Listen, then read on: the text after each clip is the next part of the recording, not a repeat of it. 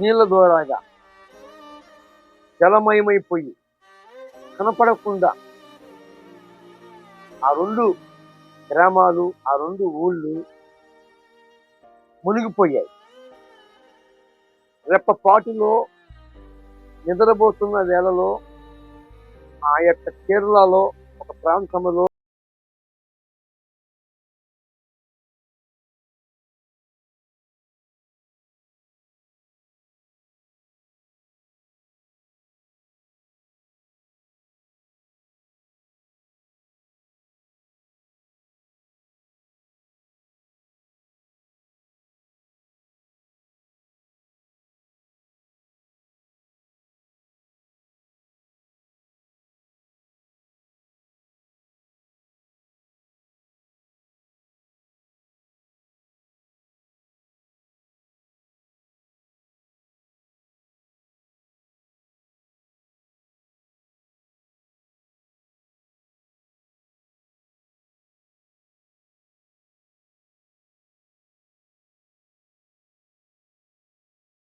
ఇది సంభవించిందని మేము అనుకుంటున్నామని కొందరు సైన్స్ పరంగా చెప్పిన మాటలు.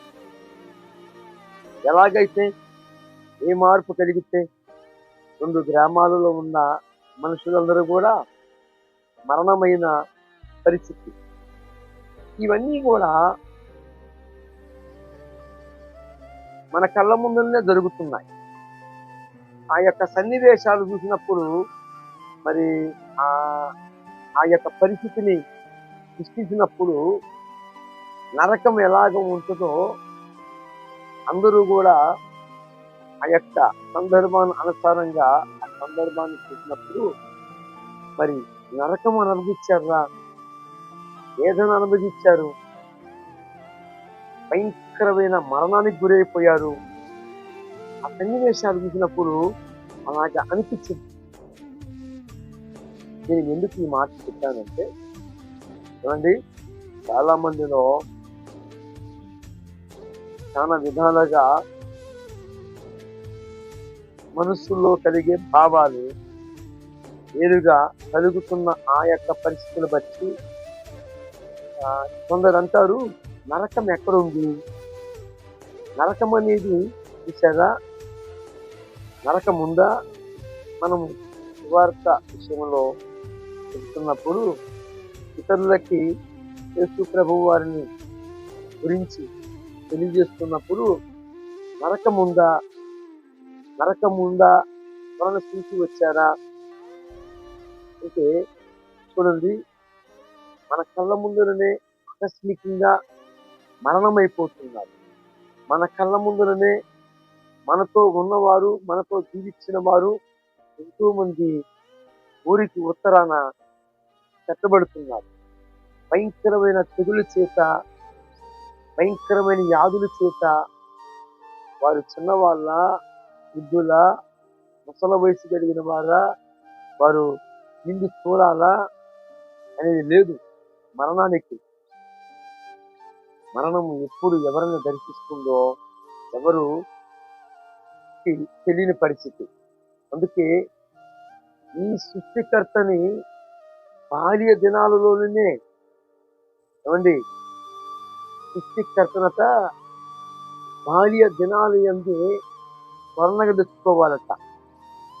ఉరి దినములు రాకమునిపే, సూర్య చంద్ర నక్షత్రాలకి చీకటి కమ్మక మునిపే అని ఒక భక్తుడు, ఒక జ్ఞాని తెలియజేశాడు.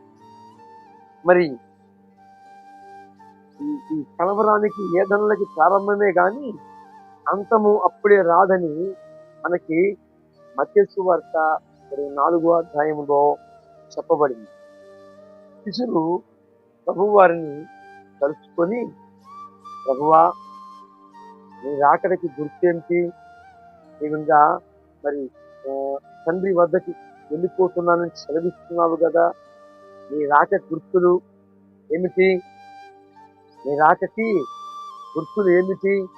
ఈ యుగ సమాప్తికి గుర్తులు ఏమిటి అని ప్రభువు వారిని ఏకాంతాన కలుస్తున్నారండి. ఏకాంతంలో కలుసుకుంటే ప్రభువు అన్నాడు, పలుగురిని మోసం చేస్తారు నా పేరుతో వచ్చి వాళ్ళని నమ్మవద్దు. ఇంకా కరువులు, భూకంపాలు, జన నష్టం, ఎంతో మంది చనిపోతారు.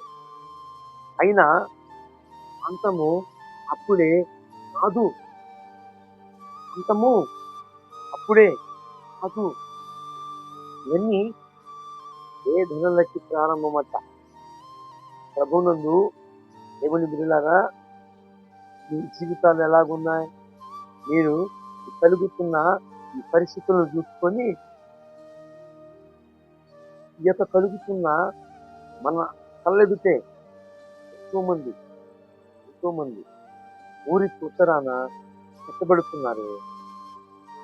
ప్రభునందు దేవుని బిడ్డలారా, ఇవన్నీ వేదనలకి ప్రారంభమట. అంతము అప్పుడే కాదట. వేదనలకి ప్రారంభం, వేదనలకి ప్రారంభం,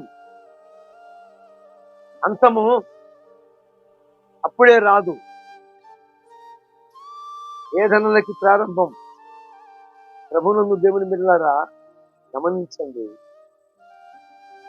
మత్తయి సువార్త 24వ అధ్యాయం అంతా కూడా ప్రభు రాక గురించే తెలియజేయబడింది.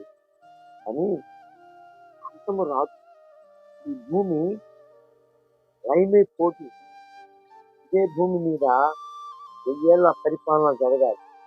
నీతి పరిపాలన అంటే ప్రభువు వారే వచ్చి తన ప్రజలతో వచ్చి తన ప్రజలుగా ఉన్న మనతో కలిసి నీతి పరిపాలన జరిగిస్తాడు. ఆ నీతి పరిపాలనలో కూడా ఎంతో మంది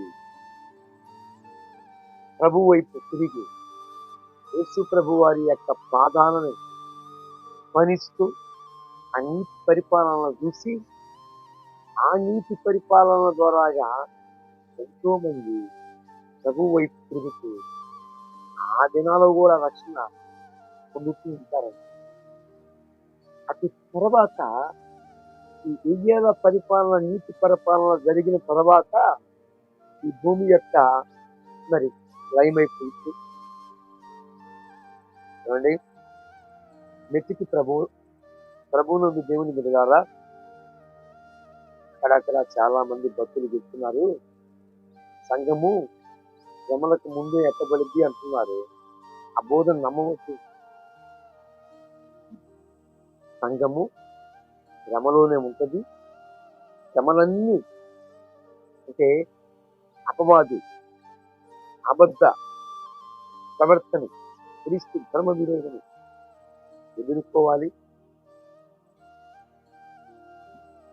ఏమండి, వింటున్నారా? కాబట్టి అంతము అప్పుడే రాదు. మరి ఎప్పుడు వచ్చింది? ఇవన్నీ కూడా వేదనలకి ప్రారంభమే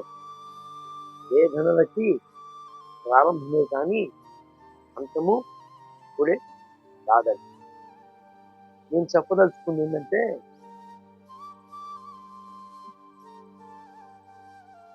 వేదనలకి ప్రారంభమట.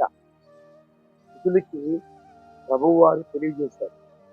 ఆయన రాకడకి గుర్తులట. కలుగుతున్న పరిస్థితులు బట్టి, కలుగుతున్న సమస్యల బట్టి మీకు మీరే కుంగిపోక